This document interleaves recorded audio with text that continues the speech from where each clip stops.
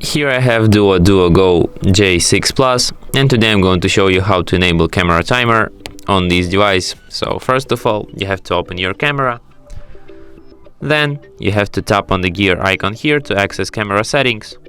Then go to the camera section, and here you have to find this option self timer. You can set it on 2 or on 10 seconds. Let's set it on 2 and try to make a photo. And as you could see, timer worked. And that's it. Thanks for watching. If you find this tutorial useful, don't forget to hit that like button and subscribe to our channel.